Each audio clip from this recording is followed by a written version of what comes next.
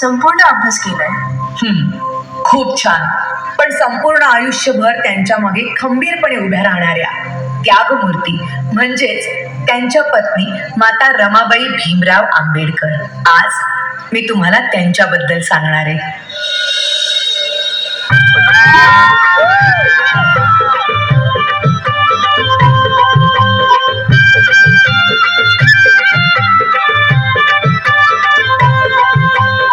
वयाच्या 7व्याच वर्षी त्यांच्या आई वडिलांचं निधन झालं आणि घराची सर्व जबाबदारी त्यांच्या अंगावर पडली.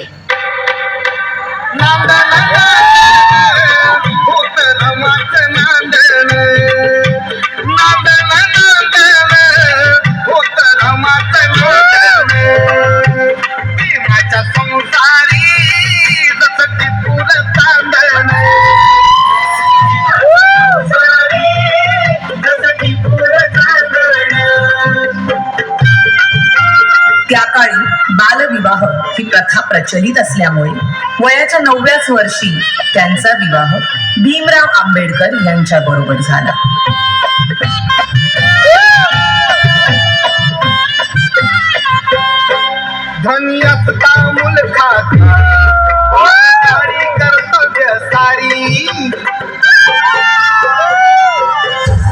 अगं, हे काय केलंस?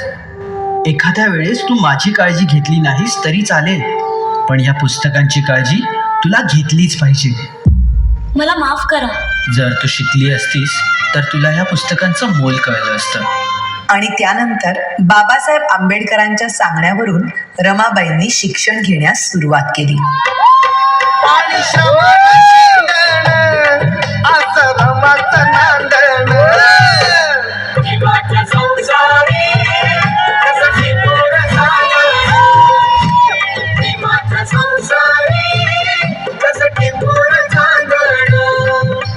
पुढच्या शिक्षणासाठी बाबासाहेब आंबेडकरांना परदेशी जावं लागलं, म्हणून रमाबाईंनी संपूर्ण घराची जबाबदारी स्वतःवर घेतली.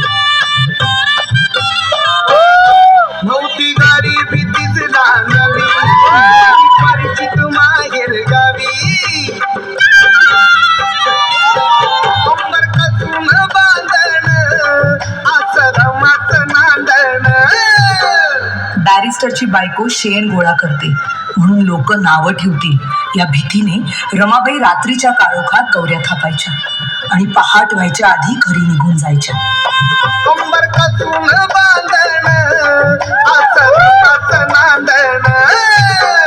पण मॅडम, रमाबाईंची रमाई केव्हा झाली? रमाबाईंच्या 5 मुलांपैकी 4 मुलांचा मृत्यू त्यांनी खूप जवळून पाहिला होता. त्यानंतर लहान मुलांना उपाशी पोटी बघणं त्यांना कधीच सहन झालं नाही. अशाच एका वेळी भुकेल्या मुलांची दशा पाहुनी बांगड्या सोन्याच्या रमाईने दिल्या काढून आणि त्या दिवसानंतर सगळी मुलं रमाबाईंना रमाई बोलू लागली.